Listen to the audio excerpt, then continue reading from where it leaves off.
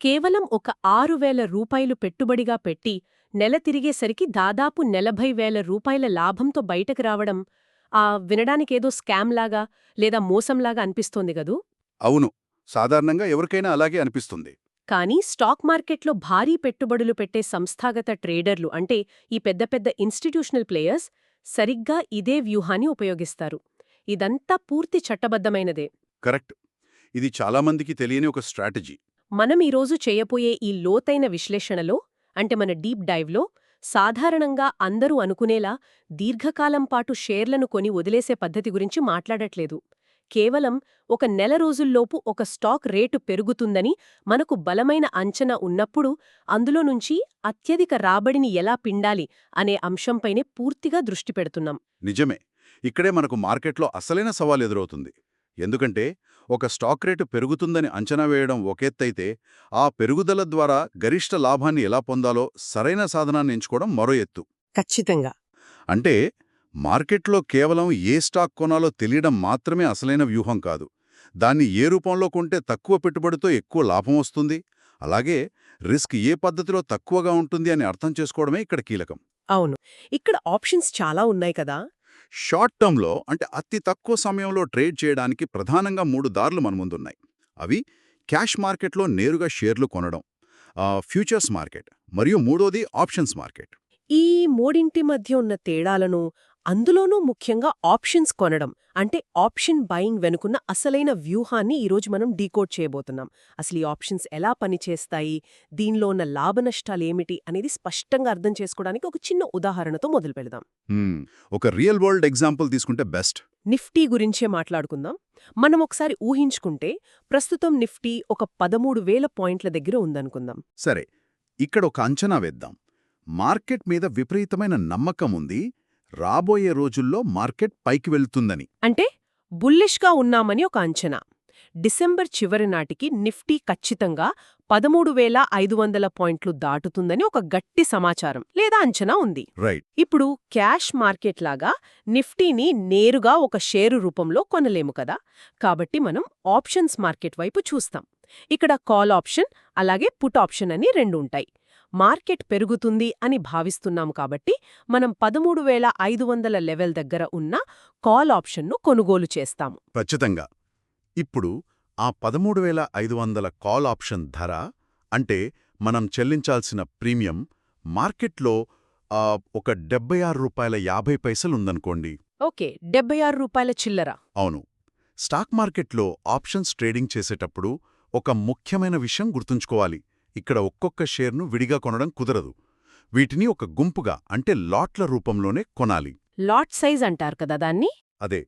Nifty lot size 75. అంటే మనం ఒక లాట్ కొనాలంటే 75 యూనిట్లు కొన్నట్లు లెక్క. కాబట్టి ఆ ప్రీమియం ఆధారంగా మనం పెట్టాల్సిన మొత్తం పెట్టుబడి సుమారుగా ₹5,800 అవుతుంది. ఒక్క నిమిషం. అంటే కేవలం ₹5,800 చిన్న మొత్తాన్నిచ్చి డిసెంబర్ చివరి నాటికి నిఫ్టీ 13,500 దాటుతుందని మనం ఒక కాంట్రాక్ట్ కుదుర్చుకున్నామన్నమాట.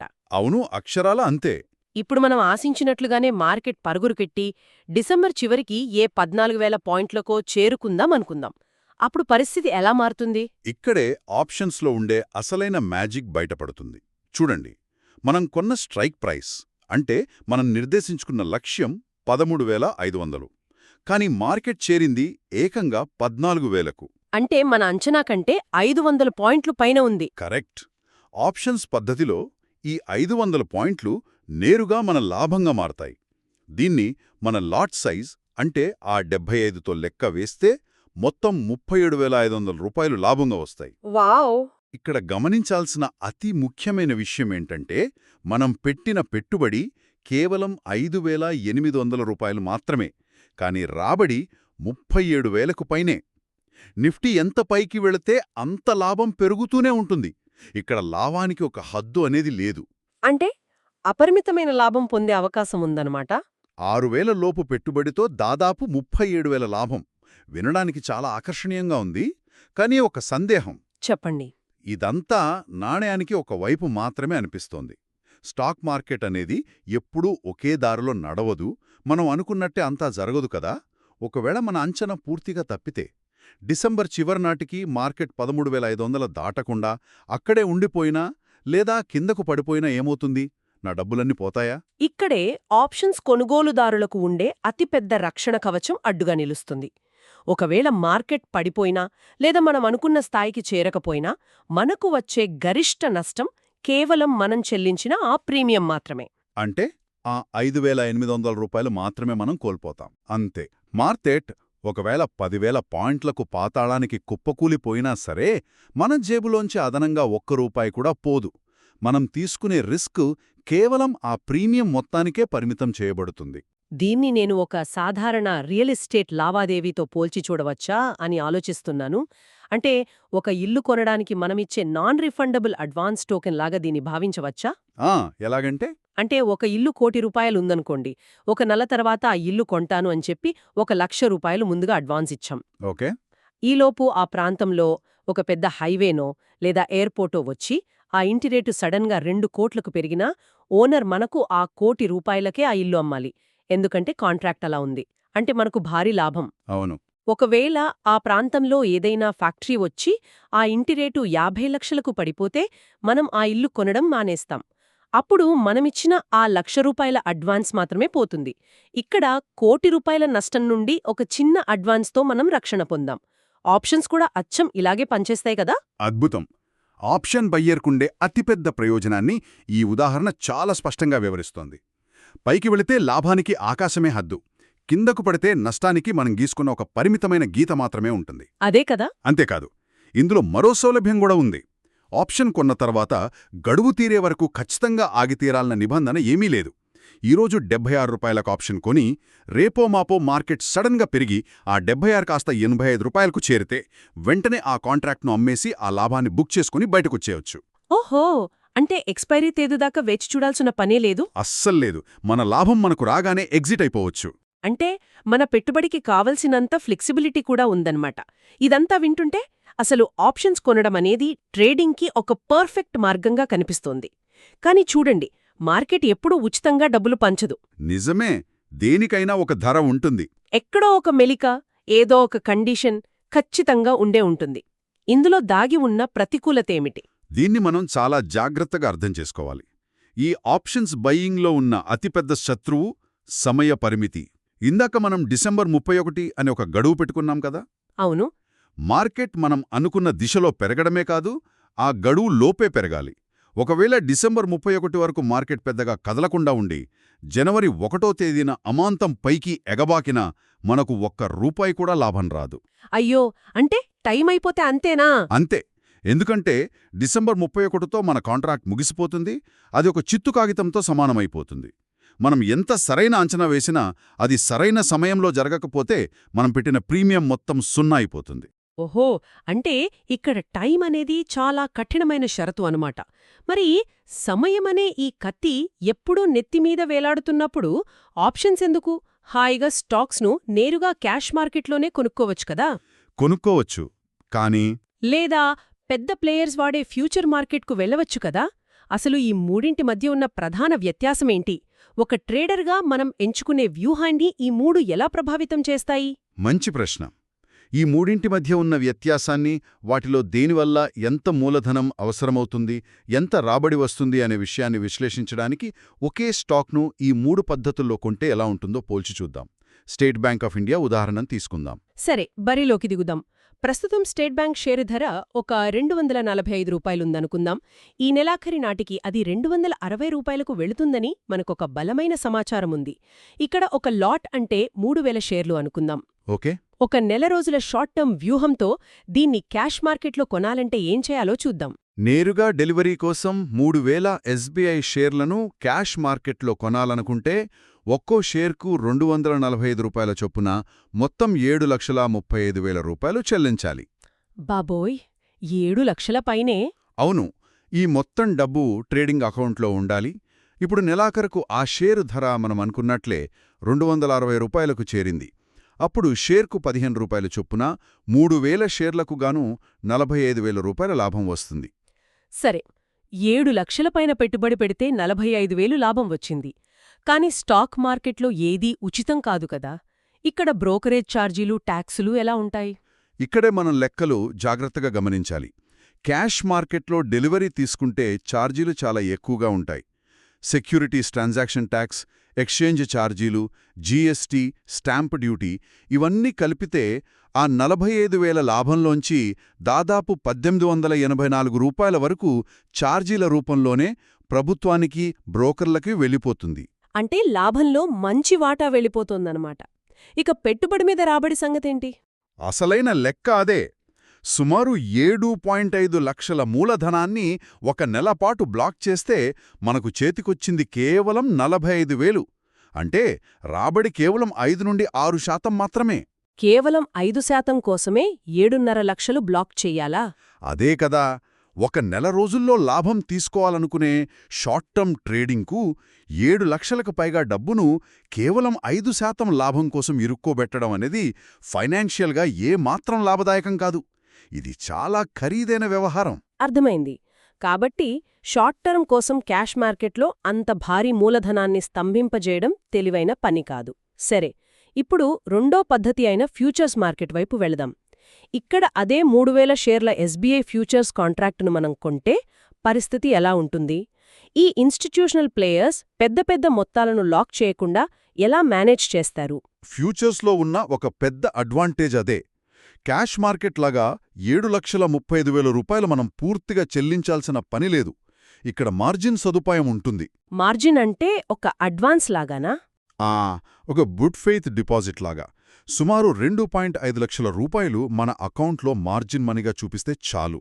ఆ మొత్తం 3,000 షేర్ల కాంట్రాక్ట్ను కంట్రోల్ చేయవచ్చు. వావ్! అంటే ఇక్కడ కావలసిన పెట్టుబడి మూడో వంతుకు తగ్గిపోయిందన్నమాట.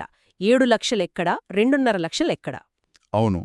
ఇక్కడ కూడా మనం అనుకున్నట్లుగా ఎస్బీఐ ధర 260కి చేరితే మనకు వచ్చే లాభం అక్షరాల అదే 45,000 రూపాయలు. కానీ ఆశ్చర్యకరమైన విషయమేమిటంటే ఇక్కడ పడే లావాదేవీల ఛార్జీలు అత్యల్పం. నిజంగానా? ఎంత ఉంటాయి? క్యాష్ మార్కెట్లో ఛార్జీలు 1,684 రూపాయలుంటే ఫ్యూచర్స్లో కేవలం 174 రూపాయలు మాత్రమే ఉంటాయి. కేవలం 174 రూపాయలా? అవును. 2.5 లక్షల పెట్టుబడి పెట్టి 45,000 లాభం తీశాం కాబట్టి ఇక్కడ పెట్టుబడిపై రాబడి శాతం దాదాపు 20%గా ఉంటుంది. ఇక్కడ ఒక విషయం స్పష్టంగా అర్థమవుతోంది. ఫ్యూచర్స్లో ఛార్జీలు కేవలం 174 రూపాయలు మాత్రమే ఉన్నాయి. క్యాష్ మార్కెట్లాగా భారీగా 7 లక్షలు కట్టక్కర్లేదు. ఇంకో ముఖ్యమైన విషయమేమిటంటే ఫ్యూచర్స్లో ఆ సమయం కరిగిపోవటం అనే టైం డీకే సమస్య కూడా ఉండదు. కరెక్ట్. ఫ్యూచర్స్లో ఆ సమస్య ఉండదు. అలాంటప్పుడు ప్రతి ట్రేడర్ కళ్ళు మూసుకుని ఫ్యూచర్స్లోనే ట్రేడ్ చేస్తారు కదా. అసలు దీన్ని వదిలేసి ఆప్షన్స్ బెస్ట్ అని ఎందుకు అనుకుంటున్నారు? దీన్ని మనం ఒక పెద్ద చిత్రంతో అంటే క్యాపిటల్ ఎఫిషియన్సీ కోణంలోంచి విశ్లేషించాలి. అంటే ఫ్యూచర్స్ అద్భుతంగానే కనిపిస్తుంది. పైకి వెళ్లే మార్కెట్లో ఇందులో రాబడి బావుంటుంది. కానీ మూడవ పద్ధతి అయిన ఆప్షన్స్ మార్కెట్లోకి వెళితే క్యాపిటల్ అలొకేషన్లో అసలు మ్యాజిక్ ఏంటో తెలుస్తుంది. ఇక్కడ మనం ఎంచుకునేది in the money call option. ఒక్క నిమిషం, ఈ ఇన్ ద మనీ అనే పదం చాలా టెక్నికల్గా అనిపిస్తోంది. దాని వెనుకున్న లాజిక్ ఏంటో కొంచెం సింపుల్గా వివరిస్తారా? తప్పకుండా. ప్రస్తుతం ఎస్బీఐ ధర 245 దగ్గర ఉంది. ఇన్ ది మనీ అంటే ఇప్పటికే మార్కెట్ ధర కంటే కింద ఉన్న స్ట్రైక్ ప్రైజ్ను ఎంచుకోవడం. ఉదాహరణకు 200 లెవెల్ దగ్గర ఉన్న కాల్ ఆప్షన్ను కొంటున్నామనుకోండి. దాన్ని ఇన్ ది మనీ అంటారు. ఓకే. దీని అర్థమేంటంటే మనం ఒక కూపాన్ కొంటున్నాం. ఆ కూపాన్ మనకు ఆ షేర్ను 200కే కొనే హక్కు ఇస్తుంది. కానీ బయట మార్కెట్లో దాని ధర ఇప్పటికే 245 రూపాయలుంది. అంటే ఆ కూపన్కు సహజంగానే 45 రూపాయల వాల్యూ లోపల దాగి ఉందన్నమాట. పర్ఫెక్ట్. ఇప్పుడు ఆ 200 కాల్ ఆప్షన్ ప్రీమియం ఒక 46 రూపాయలు ఉందనుకోండి. మనం 3,000 షేర్ల లాట్ కోసం కట్టాల్సిన మొత్తం కేవలం 1,38,000 రూపాయలు మాత్రమే అవుతుంది. అవునా? అంటే ఒకే లాభం కోసం క్యాష్ మార్కెట్లో 7 లక్షలకు పైగా బ్లాక్ చేయడం కన్నా, ఫ్యూచర్స్లో 2.5 లక్షలు వాడటం కన్నా ఆప్షన్స్లో కేవలం 1,38,000 వాడితే సరిపోతుంది. అవును. ఇది ఫ్యూచర్స్కి అవసరమైన మూలధనం కంటే సగం కన్నా తక్కువే. దీన్నే కదా క్యాపిటల్ ఎఫిషియన్సీ అంటారు. మిగిలిన డబ్బుతో మనం వేరే పెట్టుబడులు కూడా పెట్టుకోవచ్చు. అవును, సరిగ్గా అదే. ఇక్కడ మన అంచనా ప్రకారం ధర 260కి చేరిందనుకోండి. మన ఆప్షన్ ప్రీమియం కూడా 46 నుండి 60 రూపాయలకు పెరుగుతుంది. అంటే షేర్కు 14 రూపాయల లాభం. 3,000 షేర్లకు మనకు వచ్చే మొత్తం లాభం 42,000 రూపాయలు. ఫ్యూచర్స్లో 45,000 వస్తే ఇక్కడ 42,000 వచ్చింది. దాదాపు సమానమే అని చెప్పొచ్చు. మరి దీనికయ్యే ఛార్జీలెలా ఉంటాయి? ఆప్షన్స్లో ఛార్జీలు ఫ్యూచర్స్ కంటే కొద్దిగా ఎక్కువుంటాయి. అంటే సుమారు 329 రూపాయలవుతాయి. క్యాష్ మార్కెట్లో ఉన్న 1684 రూపాయలతో పోలిస్తే ఇది నామమాత్రమే లెండి. అవును, పెద్ద తేడా లేదు. కానీ ఇక్కడ మనం ముఖ్యంగా చూడాల్సింది రాబడి శాతం. మనం ఆప్షన్స్లో పెట్టిన పెట్టుబడి కేవలం 1,38,000. మనకు వచ్చిన లాభం 42,000. దీన్ని శాతంలోకి మారిస్తే మన పెట్టుబడి మీద రాబడి ఏకంగా 35% ఉంటుంది. వామ్మో! క్యాష్ మార్కెట్లో కేవలం 5%, ఫ్యూచర్స్లో 20%, కానీ ఆప్షన్స్లో ఏకంగా 35% రాబడి. తక్కువ పెట్టుబడితో అత్యధిక రాబడి అనేది ఆప్షన్స్లోనే సాధ్యమవుతుందన్నమాట. అందుకే షార్ట్ టర్మ్ ట్రేడింగ్కి ఇన్స్టిట్యూషన్స్ దీన్ని ఉపయోగిస్తారన్నమాట. కేవలం రాబడి మాత్రమే కాదు, దీని వెనుక ఒక భయంకరమైన సత్యముంది. భయంకరమైన సత్యమా? ఏంటది? ఇప్పటివరకు మనం మాట్లాడుకున్నదంతా కూడా మార్కెట్ మనం అనుకున్నట్లుగా సానుకూలంగా ఉండి పైకి వెళితే జరిగే లాభాల లెక్కలు మాత్రమే. పేపర్ మీద చూడ్డానికి చాలా సంతోషంగా ఉంటుంది. అవును, అంతా గ్రీన్లోనే ఉంటే బావుంటుంది. కానీ ఒకవేళ మనమనుకున్న దానికి పూర్తిగా విరుద్ధంగా మార్కెట్ దారుణంగా పతనమైతే, ఊహించని విధంగా ఏదైనా అంతర్జాతీయ బ్యాడ్ న్యూస్ వచ్చి మార్కెట్ సడన్గా క్రాష్ అయితే పరిస్థితేంటి? అప్పుడు ఈ మూడిట్లో ఏది మన మూలధనాన్ని సురక్షితంగా కాపాడుతుంది? నిజమే. ఎందుకంటే మనమెప్పుడూ పాజిటివ్గానే ఆలోచిస్తాం, కానీ రిస్క్ మేనేజ్మెంట్ దగ్గరకొచ్చేసరికి పల్టీలు కొడతాం. సరే, ఆ భయంకరమైన సీన్ కూడా ఊహించుకుందాం. ఏదో జరిగి ఎస్బీఐ స్టాక్ సడన్గా 245 రూపాయల నుండి ఒకేసారి 145 రూపాయలకు పడిపోయిందనుకోండి. అక్షరాల 100 రూపాయల భారీ పతనం. అవును. అప్పుడు ఈ 3 మార్గాల్లో ఉన్న వారి పరిస్థితేంటి? ఇక్కడే క్యాష్ మార్కెట్ మరియు ఫ్యూచర్స్లో దాగి ఉన్న అసలైన ప్రమాదం బయటపడుతుంది. ఎవరైతే క్యాష్ మార్కెట్లో డెలివరీ తీసుకున్నారో లేదా ఫ్యూచర్స్లో కాంట్రాక్ట్ కొన్నారో వారు ప్రతి షేరుకు 100 రూపాయల చొప్పున 3,000 షేర్ల మీద అక్షరాల 3 లక్షల రూపాయలు కోల్పోతారు. 3 లక్షల నష్టం. అవును. ఫ్యూచర్స్లో ట్రేడ్ చేసేవాళ్ల పరిస్థితి మరీ దారుణంగా ఉంటుంది. వాళ్లు పెట్టిన 2.5 లక్షల మార్జిన్ మొత్తం తుడిచిపెట్టుకుపోవడమే కాకుండా ఇంకా అదనంగా డబ్బులు చెల్లించమని బ్రోకర్ నుండి మార్జిన్ కాల్ వస్తుంది. అంటే అప్పులు పాలవుతారా? అంతే కదా, లేదంటే వాళ్ల ఆస్తులు అమ్ముకోవాల్సిన పరిస్థితొస్తుంది. ఇది నిజంగా ఒక పీడకల. 3 లక్షల నష్టం పైన అప్పు అంటే మార్కెట్లో రక్తం ఏరులై పారినట్లే. మరి ఇలాంటి కుప్పకూలే పరిస్థితిలో ఆప్షన్ కొనుగోలుదారుడి పరిస్థితేంటి? అతన్ని ఈ ఆప్షన్స్ వ్యూహం ఎలా కాపాడుతుంది? ఆప్షన్స్ కొన్న వ్యక్తి కూడా నష్టపోతాడు. కానీ ఇక్కడే ది అల్టిమేట్ సేఫ్టీ నెట్ అద్భుతంగా పనిచేస్తుంది. మనం ముందే చర్చించుకున్నట్లు ఆప్షన్ బయ్యర్కు వచ్చే గరిష్ట నష్టం ఎంత? అతను చెల్లించిన ఆ 1,38,000 రూపాయల ప్రీమియం మాత్రమే కదా. అవును, అంతకు మించి పోదు. కరెక్ట్. మార్కెట్ 100 రూపాయలు పడిపోయినా, 200 రూపాయలు పడిపోయినా ఆ 1,38,000కి మించి ఒక్క రూపాయి కూడా అదనంగా కట్టాల్సిన పనిలేదు. అతనికి ఎలాంటి మార్జిన్ కాల్ రాదు. బ్రోకర్కు అదనంగా ఒక్క రూపాయి కూడా బాకీ పడడు. అతని బ్యాంక్ అకౌంట్లో ఉన్న మిగతా డబ్బు అత్యంత సురక్షితంగా ఉంటుంది. అంటే ఆప్షన్ కొనడం అనేది భారీ నష్టాల నుండి మనల్ని మనం కాపాడుకోవడానికి ముందు జాగ్రత్తగా తీసుకునే ఒక ఇన్సూరెన్స్ పాలసీ లాంటిదన్నమాట. పర్ఫెక్ట్గా చెప్పారు. మార్కెట్ పెరుగుతే ఆకాశమే హద్దు అన్నట్టు అపరిమితమైన లాభం వస్తుంది. ఒకవేళ ఊహించని విధంగా కుప్పకూలితే మన ఇన్సూరెన్స్ ప్రీమియం వరకే నష్టం పరిమితమవుతుంది, మన ఇంటి మీదకైతే రాదు. ఇది కేవలం కల్పిత ఉదాహరణ మాత్రమే కాదు. వాస్తవంగా మార్కెట్ చరిత్రలో జరిగిన సంఘటనలు చాలా ఉన్నాయి. గతంలో డిహెచ్ఎఫ్ఎల్ స్టాక్ ఒక్కరోజులోనే 65% పతనమైంది. 65%? ఒక్కరోజులో? అవును. అలాగే ఇన్ఫీబీమ్ అనే మరో స్టాక్ కేవలం ఒక్కరోజులోనే ఏకంగా 70% పడిపోయింది. ఆ రోజుల్లో ఫ్యూచర్స్ మరియు క్యాష్ మార్కెట్లో ఆ స్టాక్స్ కొని ట్రేడ్ చేసినవారు అంచనాలకు మించి అక్షరాల వీధిన పడేలా భారీగా నష్టపోయారు. ఒక్కరోజులో 70% పతనమంటే గుండె ఆగిపోవాల్సిందే. ఆ రోజుల్లో ఫ్యూచర్స్లో ఉన్నవాళ్ల పరిస్థితి ఊహించడానికే భయంగా ఉంది.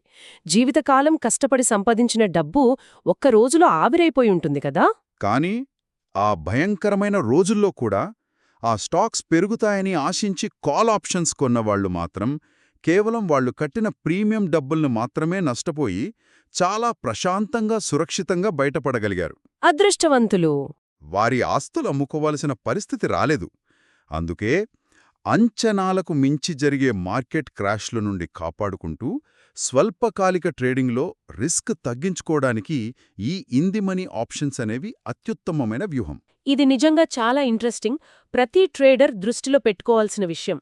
సరే, మనం మాట్లాడుకున్న ఈ మొత్తం చర్చను ఒక్కసారి క్లుప్తంగా సమీక్షిద్దాం. ఓకే. సంవత్సరాల తరబడి, దశాబ్దాల పాటు ఒక కంపెనీలో పెట్టుబడి పెట్టాలి అనుకుంటే స్టాక్స్ను క్యాష్ మార్కెట్లో డెలివరీ తీసుకోవటం సరైనదే. కానీ కేవలం ఒక నెల రోజుల స్వల్పకాలిక లక్ష్యంతో ట్రేడ్ చేయాలనుకుంటే మాత్రం క్యాష్ మార్కెట్ అత్యంత ఖరీదైనది, అందులో రాబడి శాతం చాలా తక్కువ. అవును. ఇకపోతే ఫ్యూచర్స్లోకి వెళ్తే బ్రోకరేజ్ ఛార్జీలు తక్కువే అయినా దానికి కావలసిన మూలధనం ఎక్కువే.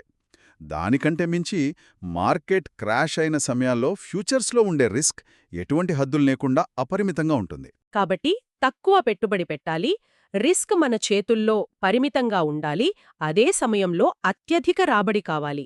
ఈ మూడింటినీ పర్ఫెక్ట్గా బ్యాలెన్స్ చేసే వ్యూహమే మనమిందాక చెప్పుకున్న ఈ ఇన్-ది-మనీ ఆప్షన్స్ కొనుగోలు. ఎగ్జాక్ట్లీ. మార్కెట్ పైకి వెళ్తుందని ఆశిస్తే ఇన్-ది-మనీ కాల్ ఆప్షన్ కొనడం, ఒకవేళ పడిపోతుందని ఆశిస్తే ఇన్-ది-మనీ పుట్ ఆప్షన్ కొనడం అనేది తెలివైన ఇన్స్టిట్యూషనల్ ట్రేడర్లు చేసే పని అని ఈరోజు మనకు స్పష్టమైంది. అవును, ఆప్షన్స్ బయింగ్ అనేది ఎందుకు గొప్ప వ్యూహం అనేదానికి బలమైన కారణాలు, మరియు రిస్క్ మేనేజ్మెంట్కు అది ఎలా సహాయపడుతుంది అనే విషయాలు మనం లోతుగా అర్థం చేసుకున్నాం. అయితే ముగించే ముందు మన చర్చను ఒక్కసారి వెనక్కి తీసుకువెళుతున్నాను. ఇదంతా వినడానికి అద్భుతంగానే ఉంది. లాభాలు వస్తే అన్లిమిటెడ్, నష్టం వస్తే మనం కట్టిన నాన్ రిఫండబుల్ అడ్వాన్స్ టోకెన్ వరకే పరిమితం, మన ఆస్తులు భద్రం. అవును. మార్కెట్ కుప్పకూలితే రక్షణ. బాగుంది. కానీ మనం కొన్న తరువాత మార్కెట్ పైకి వెళ్లకుండా, కిందకు పడకుండా, ఇటూ కదలకుండా వారం 10 రోజులు అలానే స్తబ్దుగా ఉండిపోతే పరిస్థితేంటి? ఇది చాలా ముఖ్యమైన ప్రశ్న. అప్పుడు ఏ క్రాష్ రాకపోయినా సరే రోజులు గడిచే కొద్దీ కంటికి కనిపించని టైం డికే, అంటే సమయం కరిగిపోవడం అనే ఒక భయంకరమైన శత్రువు మన ఆప్షన్ ప్రీమియంను నిశ్శబ్దంగా ఎలా తినేస్తుంది, ఇనుమును తుప్పుపట్టినట్లు సమయం ఈ ఆప్షన్స్ను ఎలా కరిగిస్తుంది. అసలు ఒక ఆప్షన్ బయ్యర్కు ఈ సమయమనేది లాభాలు తెచ్చిపెట్టే వరమవుతుందా, లేక లోకల కుళ్లబొడిచే శాపమవుతుందా? దీని గురించి కాస్త లోతుగా ఆలోచించాల్సిన అవసరముంది. అవును, ఆ కోణంలో కూడా ఆలోచించాలి. మరో ఆసక్తికరమైన అంశంతో మళ్ళీ మన డీప్ డైవ్లో కలుద్దాం.